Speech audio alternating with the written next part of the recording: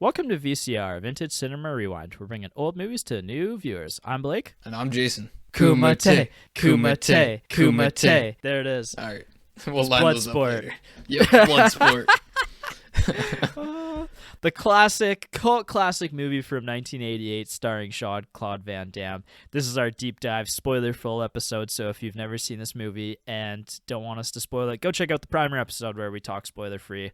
This is a really, really fun movie. There's not a lot of plot to talk about, so I mean, if you wanted to just listen to us talk about things, like, there's not much to spoil, honestly.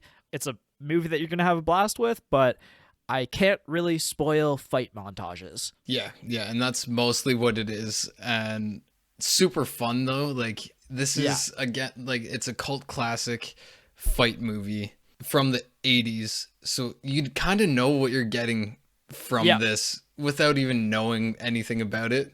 Like, as soon as you get, like, 20 minutes in, then you're like, oh, okay, like, this is exactly what it is. There's nothing else to it. Yeah, 100%. And it delivers on that lack of promise. Yeah. So let's start in front of the camera and work our way back. I want to start with the opening, like, 20 minutes of this movie. I just want to mention quickly before we get into the real meat of what I want to talk about that I love the opening credits of this film, the fighting montage, like all the different fight clubs kind of training their prime members to get ready for the Kumite. Yeah. Like, that's just sick. Like, you know, there's like sumo wrestlers, there's jujitsu, there's Muay Thai, like there's all these different styles, right? Yeah. Coming in. There's karate guys probably. I can't remember all of them, but it's just really cool. Yeah, there's like 30 in total, I think, or something like that, where like almost every single fighter that you see on screen is fighting a different way, except for somewhat the American. Like, there's probably one American who's a boxer and one who's like just a brawler. Like our main guy, Ray Jackson. He's basically just a brawler. Yeah, he has no fight style whatsoever. That was actually something that was noted online, is that there really isn't any sort of fight style there. Yeah. And it kind of shows. I mean, right? Like, compared to the other fighters, like, there's some really cool technique on display, and he just kind of, like, you know, forces his way through people. Yeah. That's really what gives you, like, honestly, the opening credits, like, give you the vibe of the movie. And then we get into the first, like, 15 minutes of this movie, which are just very bizarre. I'm going to mention this really quickly because, again, there's more meat to this, but the opener where, like, Frank's training and the military guy comes out and he's like, oh, you have to, like, come see the captain the captain or whatever. And he's like, I want to shower first. And the guy was like, there's no time. And Frank's like, okay. And then he goes and showers anyway. And the guy's just like, okay with it. Did you notice that? Was it just me I was like, wait, but didn't he say he couldn't shower? I didn't fully catch that, but like I thought he like convinced him. He's like, oh, he can wait or something. But like it's such a small part. But then of course he just disappears. That's where he disappears, which is smart, right? Like, but at the same time, it felt like a plot hole almost there. But so he dips. He goes to his master's house, Tanaka, to kind of have one last visit with him before he leaves America to go fight in the Kumite.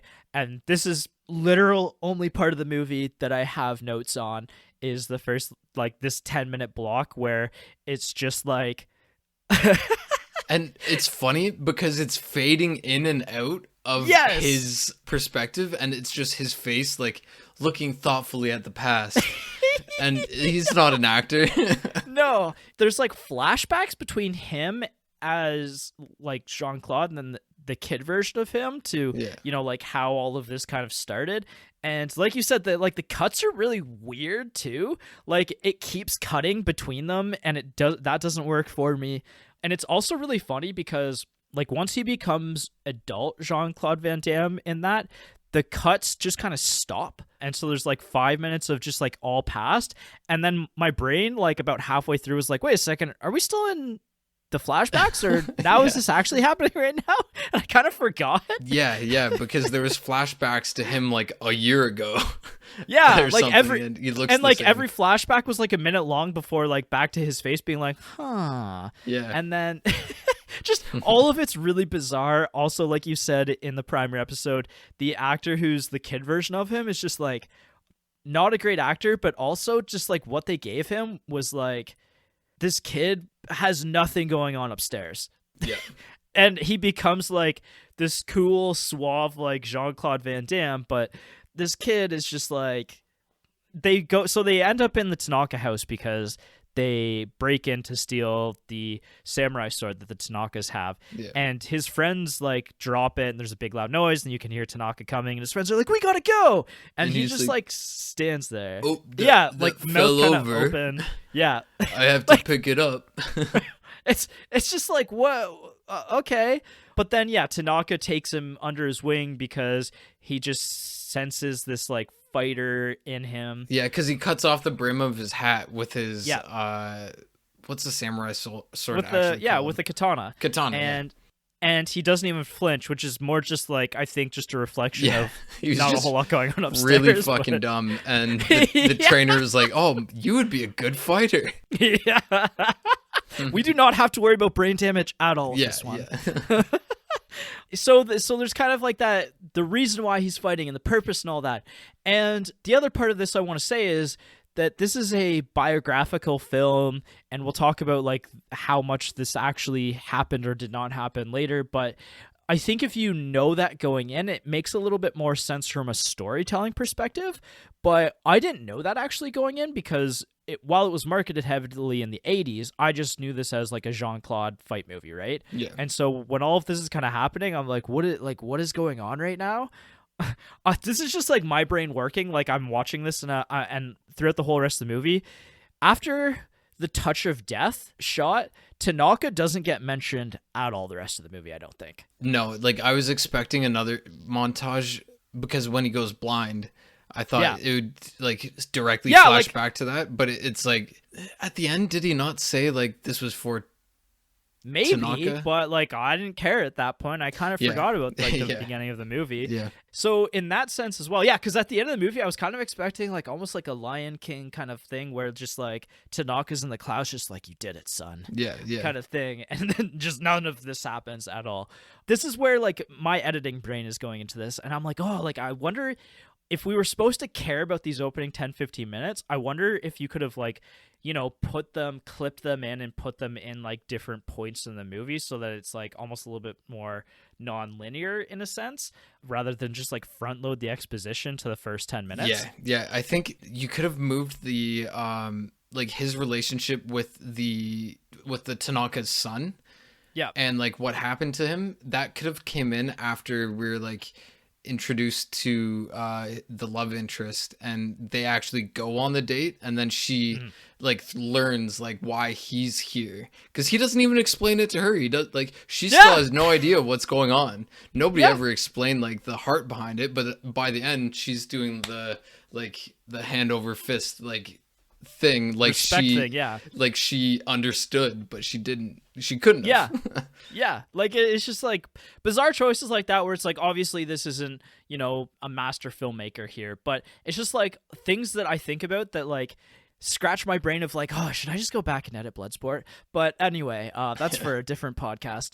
It also, I kind of wonder if there's something here where you just drop all of it, and if this isn't a biographical film, if it isn't as like centered around the biographical aspect of it, you just start it as like this fight club and all these people are coming together, and then like Frank shows up and like he's kind of an unknown kind of thing, right? Yeah. And then like the touch of death and everything happens, and you're like, oh, like this guy might be legit. And that's where I actually think this movie would be really cool to like start off at. But anyway, that's a different movie. It's also like a classic, like, oh, no Westerner has won this award before. Again, like they didn't put much thought into the plot. It's just like, like this is a classic. Like this is just exactly what it is. Yeah, 100%.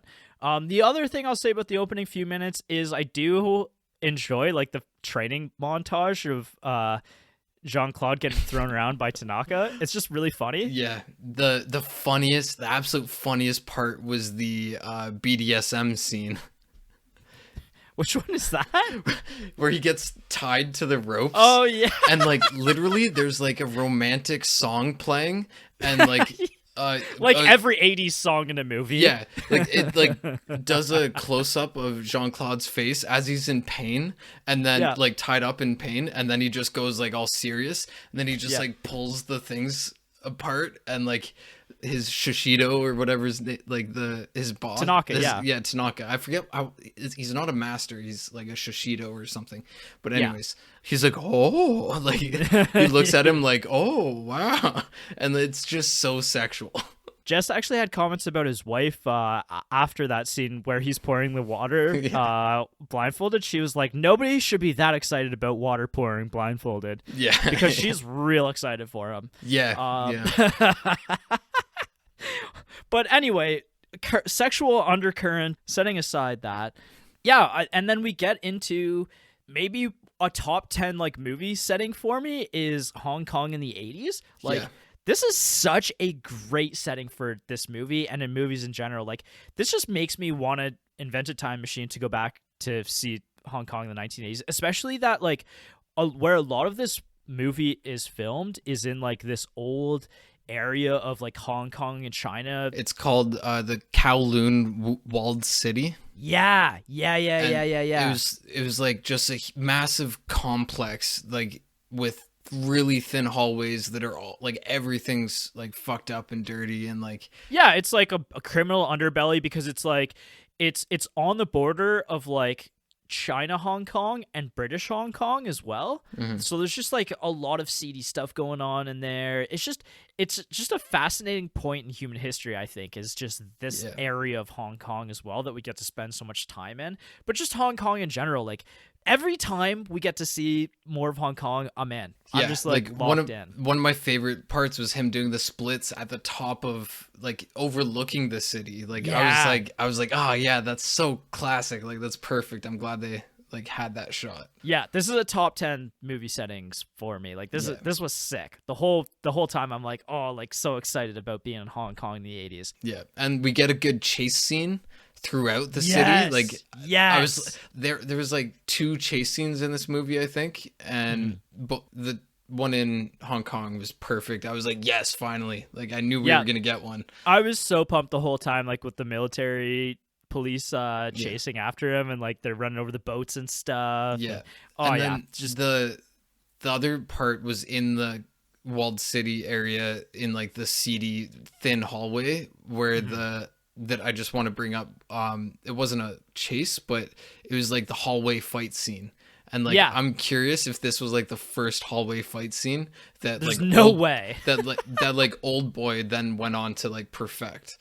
And like, I gotta imagine hallway fight scenes have been in movies beforehand. I want to say no, like not before the 80s. This is such a cliched fight movie. Like, this is kind of one of those movies that, as somebody who hasn't seen a lot of Hong Kong fight movies, like, this is kind of a good jumping in point because it just mishmashes a bunch of, like, classic films in together and, like, takes a bunch of cliches. Like, I think we've hit on 2 or 3 cliches that I was going to bring up earlier and just kind of forgot. There's nothing, like, I'm looking up, like, best hallway fight scenes. Like, almost all of it is new. And like Old Boy is the newest, or not the newest, like Old Boy is the number 1. So I think this is an inspiration for Old Boy. I don't know about that. I can't verify that one, but I'll give you that one. All right. It's your birthday. Yeah. Yeah. And then we get like, you know, the scenes where he shows up at the Kumite like training session and everything, and like we get the touch of death scene, which is just like one of my favorite slow-mo scenes of all time, where he's just like standing over and it showed he's like, oh, and he just like hits the bottom brick, which is just epic. Explodes the bottom brick while not affecting the top ones. Like that clearly has some kind of like energy component that only a clan like Tanaka would be able to teach. And when he showed up, he's like, I'm representing the Tanaka clan. They're like, you can't just come up here looking like you and representing like one of the old clans.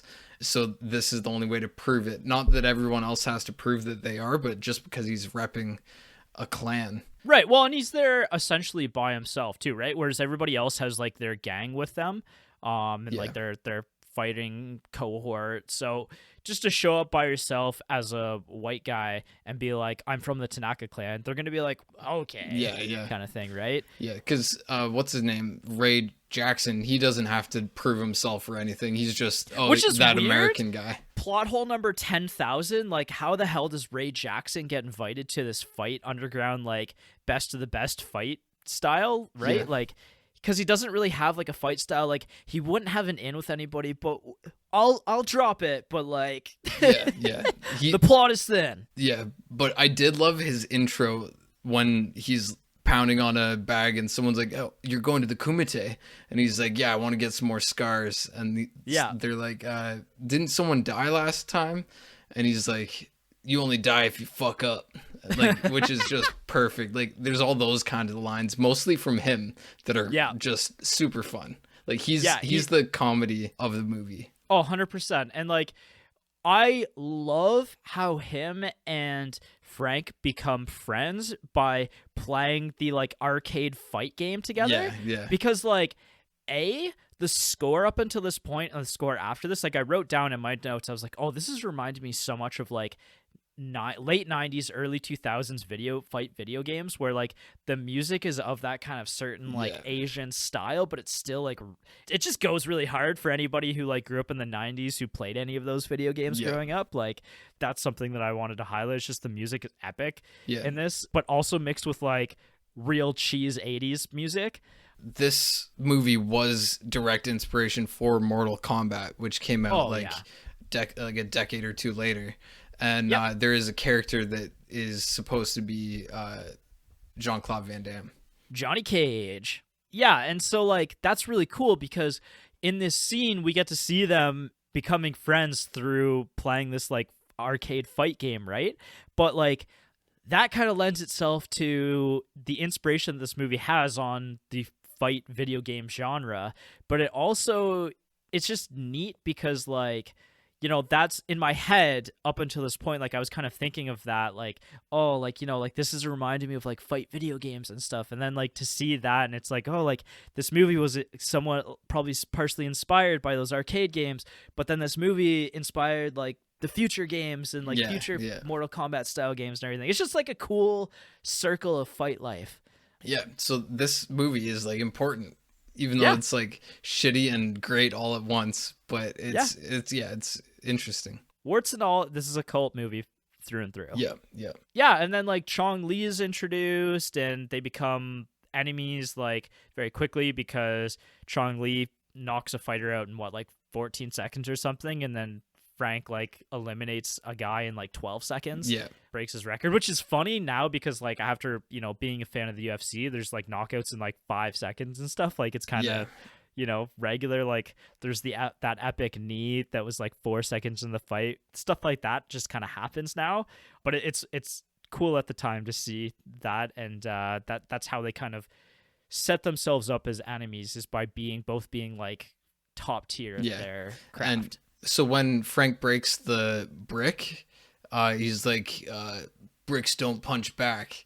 Like Chong Li says that. Later he says, you break my record, I'll break your back, or something like that. Like, so that the dialogue is not like it's not great, but it doesn't need to be, because the rest of this movie goes real hard. And then, you know, we get the scene where the gamble for the girl scene is what I called it, because that's essentially what they say, like, oh, we'll gamble for the girl. I just like laughed so hard at that scene because I was like, this would just so not fly in like 2024. And like it's such a classic, and like she was fighting against it as if like she's like, you can't gamble and win me, and then as soon as he won, you just see them walking down the pier together and like flirting.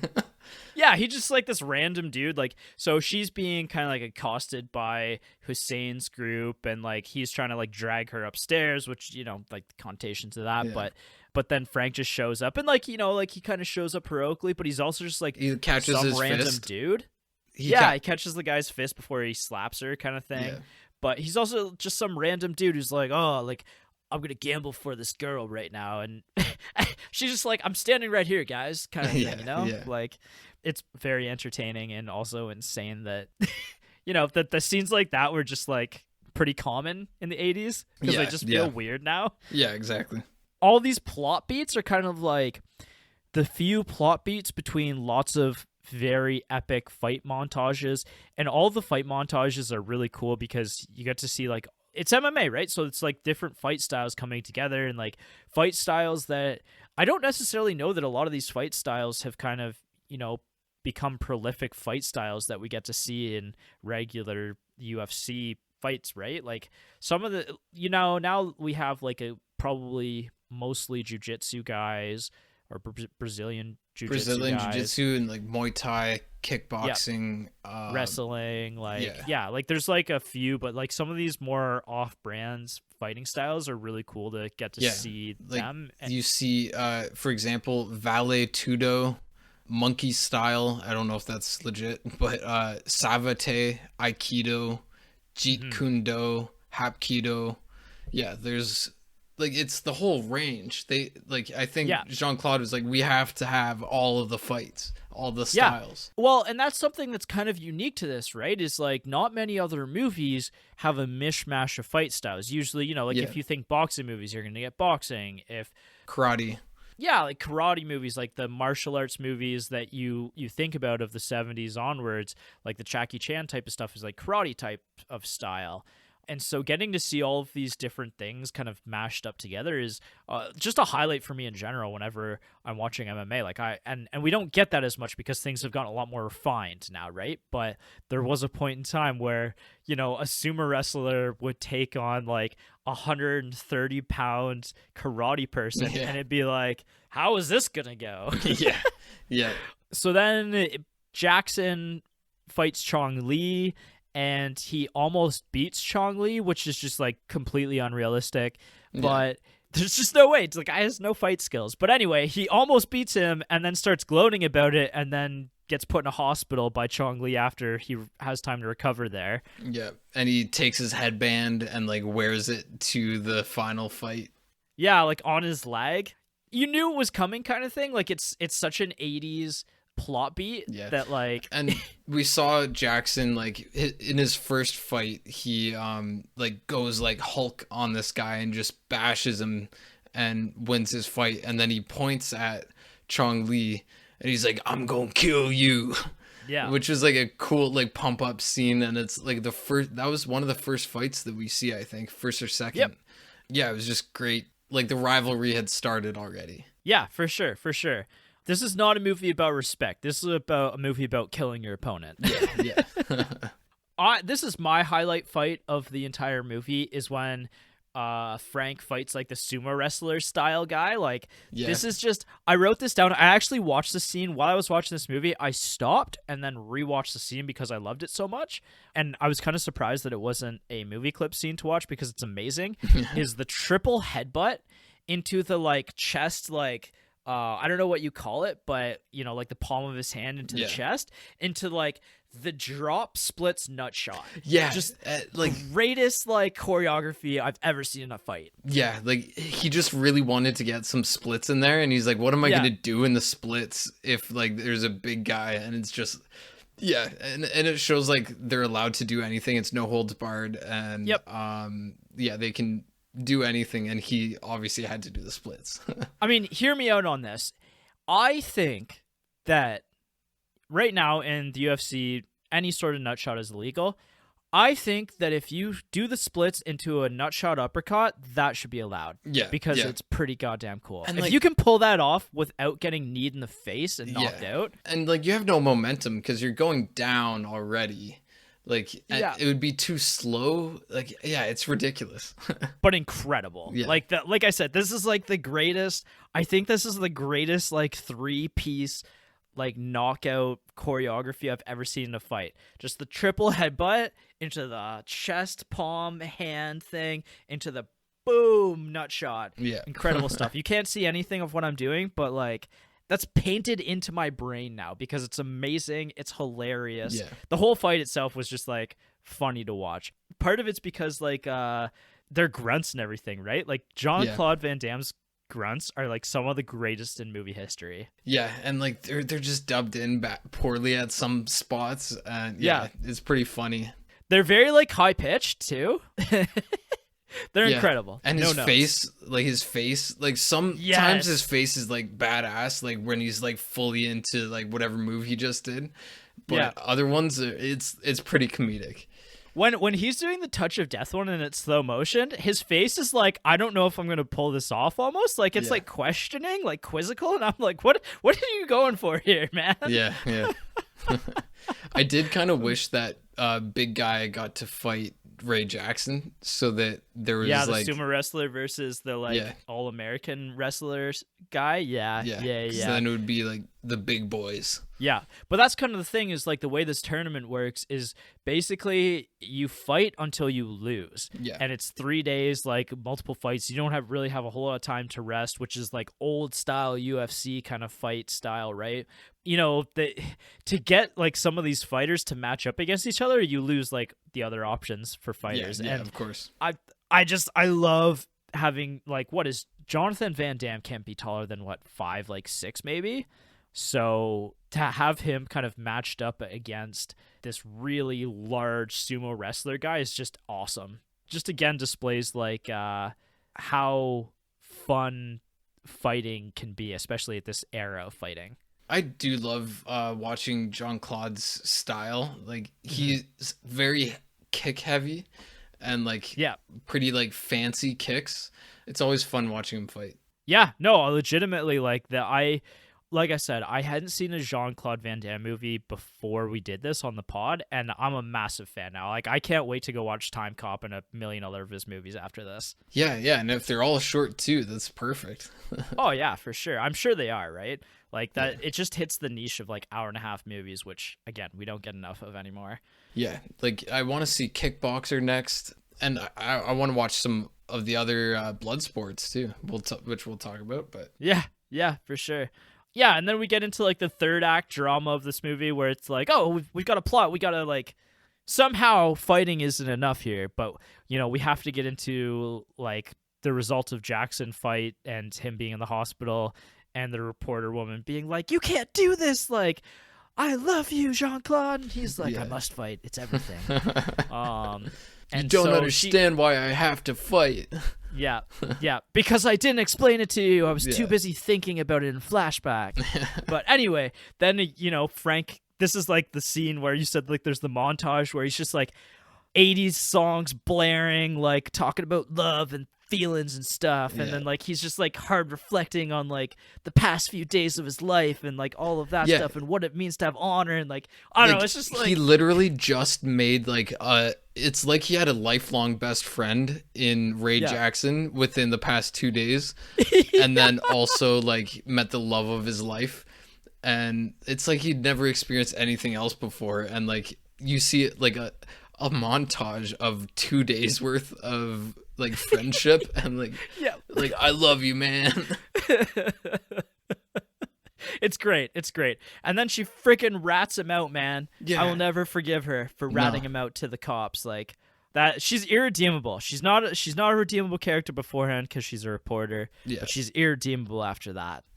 I can't believe they did that, but at the same time they couldn't have not done it. I love too so we talked about the hallway fight.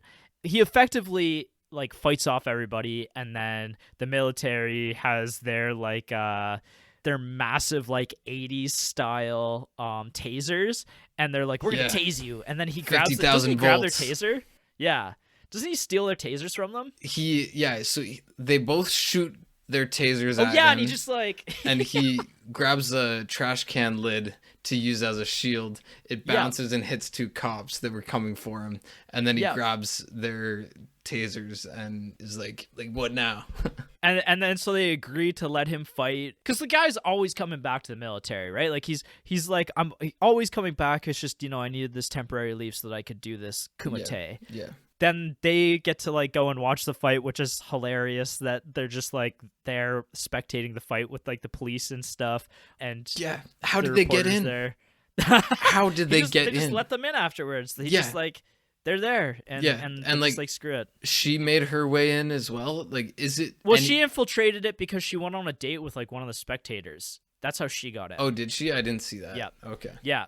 Frank won't let her like come as part of his party. Yeah. In the next scene, she's like all dolled up, right? And she walks by him, and she with like her date, and she's like, like, I'm a reporter, I gotta like get the story, so I'll do anything to get a story. Yeah, and Classic. then while they're like, there's that like moment of drama where it's like, is Frank gonna show? Is Frank gonna forfeit the fight? And then the guy like shoves the money into his like shirt to like bribe him, and then Frank immediately shows up, and then he just like takes his money back. Hilarious. It's so great. Dumb but so good. Yeah. And then all of this is led up to like the big fight in the movie, and it doesn't disappoint, right? Like the fight between Chong-Li and Frank is epic. It really is. And like so there is like one problem with it where like the white guy, it's has some like white supremacy a little bit to it, like, which is a problem in 80s movies and like even today's movies, but where like Chong-Li had to cheat to win, and like finally the Westerner won. Like that's some kind of bullshit, but the actual fight itself was fun. Yeah, I wasn't actually expecting like Chong-Li to cheat. Like I should have seen it coming, right? Yeah. And especially as well because they spent so much time in the unimportant 10 minutes of the movie where he's training, showing him like blindfolded and like learning to just like cut out everything and just like use the force essentially. Yeah. And so I should have seen it coming that at some point in time Frank was just going to have to use the force, and he did. But like everything leading up to that, well, he's just like blindly crying in agony is just like also hilarious. Yeah. Oh, it's so great. And like you're sitting there because you're actually pretty into it at this point. You're like, remember your training. But he's just like, ah. And then he's just like blindly like hitting out while Chong-Li is just like going to town on him. Yeah, so funny. But there's some great like fight sequences in that whole fight. That was very fun to watch. Yeah, it was a great fight. I also kind of wonder like what the referee is doing in that scene as well. He's almost like afraid for his own life as well. Like Chong-Li could take him out. Yeah, because Chong-Li was like pushing him into Jean-Claude right away. So like Jean-Claude was like trying to like protect the ref while also being blind. And then also like he needs to like echolocate like where Chong-Li is. Yeah. That's actually why I perfected that. Those ha's. Yeah. Echolocation. Yeah, but like once he remembers his shit and he just starts like laying it on him, and then like all those spin kicks, like he does like 4 kicks in a row and misses, and then he does 4 other kicks and lands each one, and you see like his like there's one part where his toes just like sensually touch his face. And then it like blows him away. Yeah. Oh, it's so great. And then I wrote this down because at the end of the fight, right, Lee is forced to cry Mate, and I was like, was that the only time in the movie where a fighter was forced to like cry uncle? Because that's what they say in the beginning of the movie, right? The one of the ways to eliminate somebody is by forcing them to say Mate and like essentially cry uncle. And so when that happens, I was like, oh, like that's so cool that they did that. Like I love that, it was in the finals. It was the big bad that he forced to say, and like that's how he didn't knock him out or like push him off the thing or anything. It's just like, like really, really like submitted him, right? Yeah. In like every sense of the word. And that's where like Chong-Li, his character development was great, but as a villain. And then same with Frank Dukes as like so Frank Dukes, like after every fight he did like a bow. He was completely humble, and then Chong-Li was like, give me like all the love, all the attention, and like say my name kind of thing. And then the fight right before the final fight, he kills another guy on purpose, like 100% on purpose, and everyone like turns away from him. I thought he was going to be eliminated, and then, well, like the first time I watched this, I was like, I thought he was going to be eliminated, and they'd have to have the final fight out of the place or something. You know what I mean? Yeah, because like everybody, bows their head in respect, and there's like this moment of like deep sorrow that goes kind of through the crowd, right? Like this, that this is the reality that this could happen in the Kumite, that somebody could lose their life.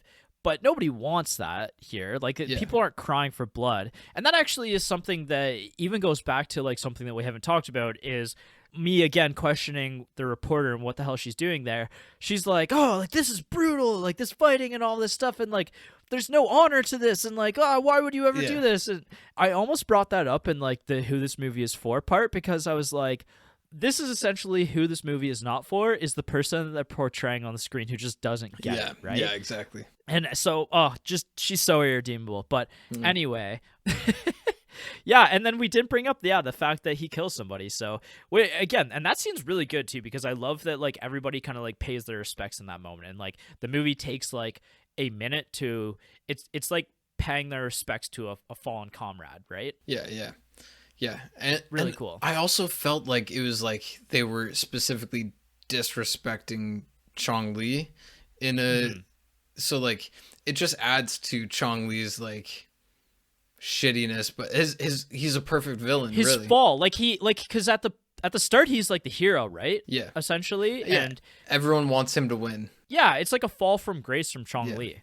Yeah, like so him forcing him to say Mate and call it is just perfect, really, for the movie. Yeah, loved it. And then they bring it up again at the end, which is great. Like, he's like, oh, like I'm the only, like he's the only one who was submitted, kind of thing. And it's like, yeah, like I don't know, I almost did like a fist bump in that moment. Yeah, yeah, because then they have like their bromance in the hospital and everything. Yeah, and he gives him back his his headband. Yeah, and then what's he say? Where Jackson is like, anytime, any place, anywhere. If you ever need me, I'll be there. And it's like, and then they're like, I love you. And he's like, me too. And then Van Damme kisses him. And it's like, just crazy. Like, so dumb and cheesy, but also kind of great. Like, it, and like, really, they are like bros. And so there's that whole element, like, how they become that's the best element bros. Of, like, a little bit of, like, the fighter, Bond. like that kind that kind of, like, honestly pays a little bit of respect to like how the UFC is kind of adapted as well, right? Because like it's all this like showboating and like people trading back insults and everything before the fights and everything, the big build up. But afterwards, like most fights kind of end with each fighter like giving respect for the other person, hugging it out, because like really at the end of the day, the only people who actually understand the feeling of going to war in those octagons are like the two people who are fighting each other, right? Yeah. And so like there's just absolutely, I love at the end of a fight when two fighters just like have mad respect for each other. Always love to see that in fights. Yeah, and I was also thinking like I would like to see Ray Jackson and Frank Dukes fight. It'd be pretty fun, even though Frank would obviously win. Yeah. Like Frank's too good. Yeah. I'm just thinking of some other fight movies that I've seen. Have you ever seen John Carpenter's They Live? No. No joke.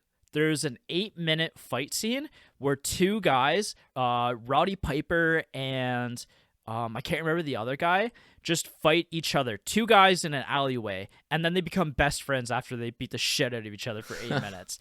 And it's awesome. Incredible. And like, it's kind of the same level of bromance here as Jackson and Frank. Oh, that's great. And then at the end, it's just like, again, because I didn't know this going in, I wrote this down. I was like, sudden biopic, because it just ends like he goes back to America, obviously, like he was going to with the military. And then like as the credits roll, we get like the biopic like end clip where it explains like about Frank's life and like all the records he holds and like how he's one of the legendary fighters of all time, kind of thing.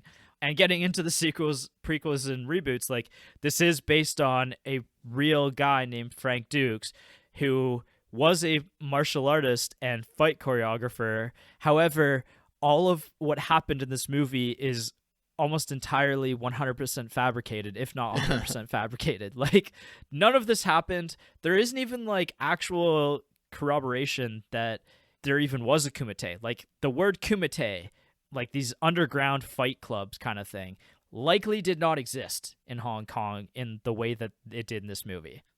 Okay, there might. It looks like there might be a real Kumite thing. Yeah, it's like it's like a karate tournament. Yeah. The guy who wrote this story actually knew Frank Dukes, and this guy was just like lying his ass off about everything, I think. Like, Yeah. and I think the guy who wrote it actually like knew it. Like, it sounded like a lot of bullshit, but it sounded like a really good story too. Right. So yeah. he like, actually wrote it and and he actually had like I read into the details of it. Like, he actually had this other guy show up and be like to the writer, like, you know, like, I was there with him at the Kumite and like I saw all this and like this and that kind of thing. And it turns out like a few years later, Frank Dukes and his buddy like had a falling out, and his buddy ended up talking to the writer and being like, yeah, all of that was bullshit. Like, I made it all up and was coached on what to say, basically. But yeah, like, so according to Dukes, this is his life story, is that he was taught ninjutsu by Senzo Tanaka when he was a teenager, and then that probably didn't happen. Like, Senzo Tanaka has not been found, like, in the record books, basically. And then he said that in 1975 he won the secret martial arts Kumite in Hong Kong. Probably never happened. He actually was in the military at this point in time, but there's no record of like I think he said that he actually was then brought into like the CIA for a bit and was doing like different CIA gigs, and the CIA was like, you were never a part of the CIA, what are you talking about? Which, you know, like, you never That's know what the CIA would say. Like, yeah, exactly, right? But like, you know, and that's why he banked on that story working. Yeah, exactly. All of this kind of like made him kind of a legend, and like this is kind of, you know, he started his own like school of ninjutsu, but he also like used all of this to get into Hollywood to become a fight choreographer as well, right? And like, I'm not gonna knock his fight choreography, because this movie has some really fantastic fight choreography, and he was on set like helping with that. But like, it's funny because this movie is just marketed in the 80s. It was marketed so heavily as a true story, and like, it has the true story elements in it, despite the fact that it's a fully fictional story. Yeah. From what I read of people who watched it when it came out, they were like just absolutely amazed. Like, this was the coolest fucking thing they'd ever seen. So it made the movie work really well, because people had always like wanted to see this kind of stuff, and like, karate movies were already like fairly big, but nobody had seen like a Western version go like this way, sort of.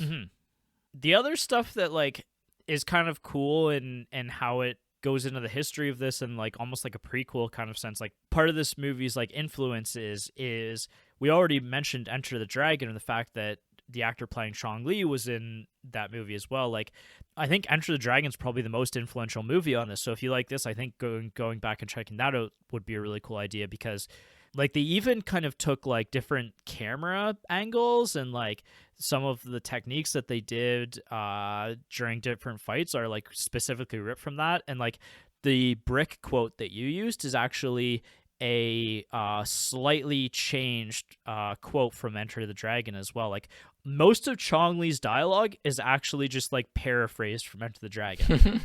That's funny. Yeah. And then the other part of all of this too that goes in the history and the lore of this world and fighting and martial arts movies is the dim mak, the touch of death, basically, or the death touch. It's something that doesn't actually exist. Like, you can't learn the touch of death, but it is something that was like a really big part of Chinese history and lore kind of thing. And in martial arts, like, still there's a conspiracy that Bruce Lee was killed by the touch of death. Like, there's all kinds of stuff around it within this world. So yeah, it was a good touch. What I would say too, sorry, this is completely separate, but like, nobody had seen such big people on screen doing martial arts. Like, we see. Oh yeah. Yeah. Cause Jackie Chan's like and Bruce Lee are both like relatively small guys, right? Yeah. Yeah. So then you see, Jean-Claude Van Damme, who's just so goddamn jacked, and Bolo Young, Bolo Young, and like, they're on I've already said how huge Bolo is. Like, you see these two massive people on the poster, and you're like, oh, that looks awesome. Like, this is perfect 80s movie. Oh yeah, for sure. But yeah, sequels, prequels, and reboots. This movie actually does spawn like a whole franchise of Bloodsport movies, which I also didn't know existed before this movie. There's Bloodsport 2, The Next Kumite in 1996, so it almost was 10 years between them. Bloodsport 3 in 97, and Bloodsport Bloodsport 4, The Dark Kumite in 99. However, Van Damme didn't show up for any of those 3 sequels. So no it is way. a different guy. Yeah. So they're like much more, direct to DVD type of sequels. Like this movie had no budget and no acting skills. I can only imagine what the next 3 Bloodsports are like. Yeah.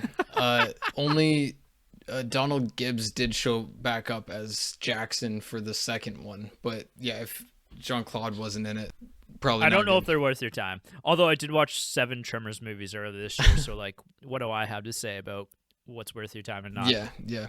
There's a lot of other great fighting movies that deserve viewing. Yeah, it's almost like it's kind of the difference between having a hockey team or like a sports team that you watch versus following like specific people. Yeah. It's kind of how I think of it, almost in the same vein. Like I would rather watch just, more Van Damme movies than more Bloodsport movies probably. But yeah, exactly.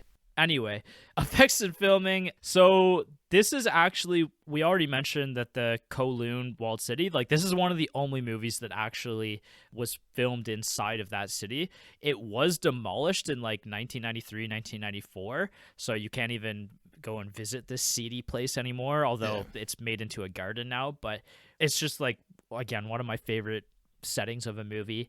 Like I said, the real Frank Dukes was the fight coordinator for the movie. Dukes didn't think that Van Damme was a good enough fighter, so he actually put him through a 3-month training program.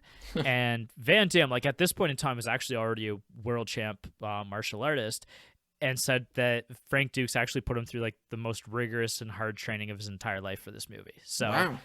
Yeah, he might have been a master bullshitter, but he did know his fighting apparently. So, Interesting. Or his training, as coach. Yeah, like at the same time, he could have just hit him over the back with sticks while he told him to do regular like movements the way the master in the movie did it. Yeah. Like he was basically just putting him through the forms and being like, "Don't react when I hit you with this stick." Yeah. Like that would be pretty hard. Yeah, for sure. And like we said earlier, like, these are real fighters doing real martial arts against each other. And obviously, like, some of those punches definitely landed, whereas other ones obviously did not. But Jean-Claude Van Damme actually did knock out the character Hossein with an elbow. Like, the scene that you see him knock him out, that was a real elbow, and that actually knocked him out. Yeah, like they kept the clip in, which is awesome. Yeah. That's really it. Like, we've already talked about all of the other effects and filming parts that I wanted to mention earlier. So I'm curious, what one like small effects and filming thing that caught my eye was like the crowd of people who were there. It was like this was shot in Hong Kong, so they obviously had like Hong Kong extras. I'm curious if they were like just completely random or what, because it looked like they had no idea what to do on a movie set. Like probably like it was pretty, like if you focus on the crowd members, it's kind of funny. I will have to watch that on a subsequent watch because I will return to this movie at some point in time. The score of this movie, it's so classic 80s. We've already like even touched on it at this point.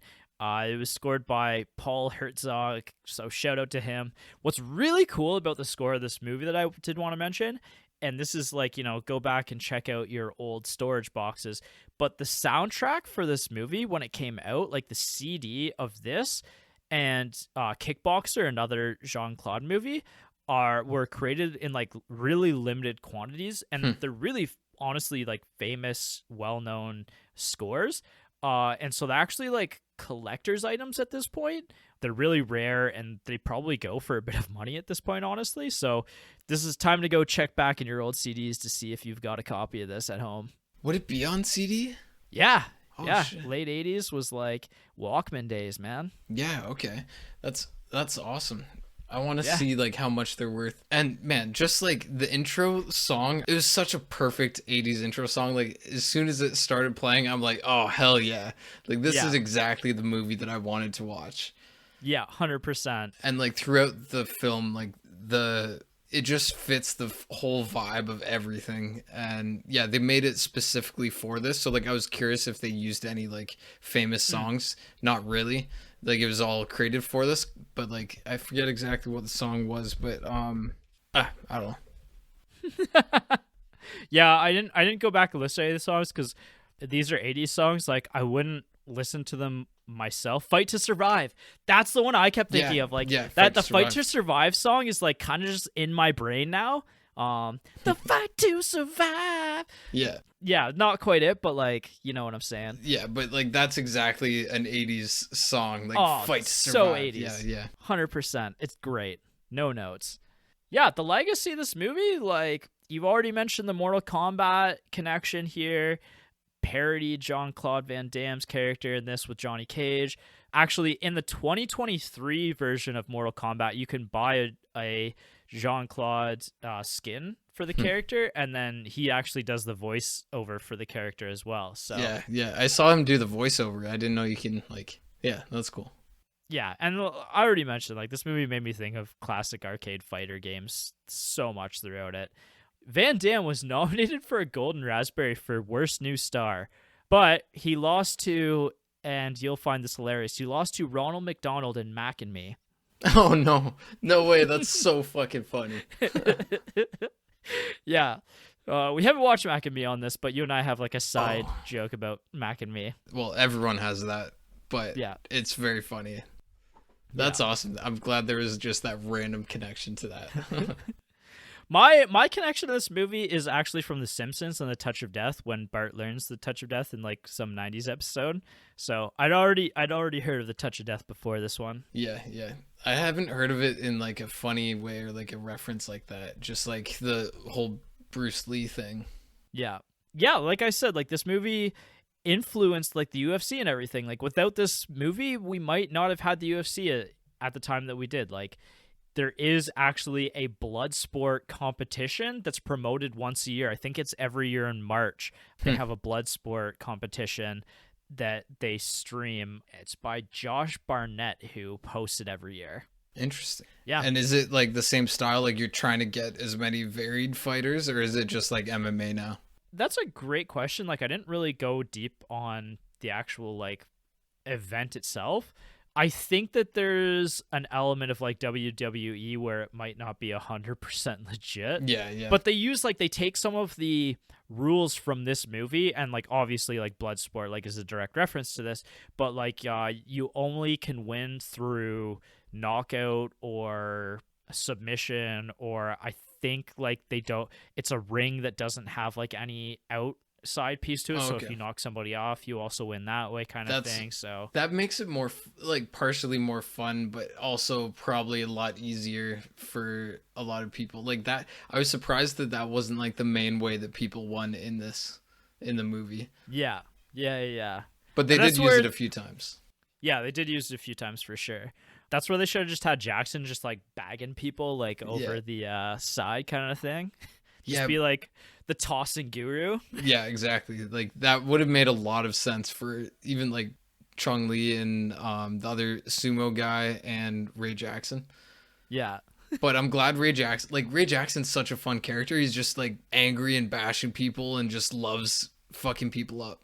Yeah, he's just like so American. Yeah, right? Just chugging beers. Like he's almost never, like even in the hospital, he's got beer cans. Yeah, like there is an element in the opening part of the movie where, you know, Tanaka is a Japanese immigrant and Frank's family are like Belgium immigrants kind of thing, and like there's this whole like thing about, you know, the American melting pot and all this, and then we just get this Jackson character who's like this all-American 6'4" guy with like beard and long hair and everything, just like so 80s wrestler vibe like coming in. So there's something about that that's awesome. Yeah I'm surprised they weren't able to get a big like WWE star or something like that, or WWF. I agree. I kind of thought when I looked up whatever his name is, the actor, like I thought that he would have like some sort of WWE background, and he doesn't really. Yeah. I thought he was, he looked so much like all of the wrestlers of the 80s. Yeah, he literally could be a stand-in for like Hulk Hogan or somebody. Yeah. So personal reviews and the partner factor. It was your movie. What do you think? Yeah, it held up from my first watch when I was 16, and I haven't seen it since, and it's such a fun movie. Like you just, once you get past the first little bit, you get right into it, and it's just like grab a beer and watch a fight movie. It's so fun. So yeah, watch this one with friends too. Like, yeah, and like showing this to friends who are into MMA, like I knew you would love it because of you're like how much you like MMA, and it's just like such a guy movie. It just works, and it's a classic, and I love classic. Like, yeah, we both love cult movies, and this one's great. Yeah, no, like you pretty much nailed my review on the head too, like except for the fact that I hated this movie. No, I'm joking. I love this movie. It's a cult classic. I'm so partial to cult classic movies, like and this one was just so far up my alley. I was so excited to watch this movie, and then like I said, the first 10 minutes I was like, I don't know if I'm going to like the rest of this, and then I was like, no, this is awesome. So much fun. I'm going to watch this movie twice more this year probably. I loved this movie. I had an absolute blast. Like, honestly, it's not even like, it barely is a movie. It's just like fight montages, but they're all so good. Yeah. Just the fact that like Jean-Claude Van Damme, like he came onto the scene with this, and like just it's like a passion project. He's like, no, we have to do it in Hong Kong, and it has to be like, we have to have really good fights. We have to have all the different types of fighters. I don't know how much he actually had to do with bringing it all together like that, but I imagine he had a lot because he's just like so into it. Van Damme struggled to get into Hollywood, right? So like, I imagine, you know, this is a movie that was created somewhat out of necessity too, like just try to break in, like, and that's kind of cool. Like I can appreciate that because so many famous people have done that to get into Hollywood. It's just like, take what you're passionate about and just run with it. Like that's what Stallone did with Rocky. Like he forced his way into that movie to act in it. Matt Damon and Ben Affleck did that with Good Will Hunting. Kevin Smith, like Tarantino, like just all of these people, they're passionate about their craft, and they just forced their way into Hollywood. I love that. Yeah. That's the way you want it to happen, the underdog story, and then they come out with just an instant cult classic because they had that idea and that passion. Yeah, for sure.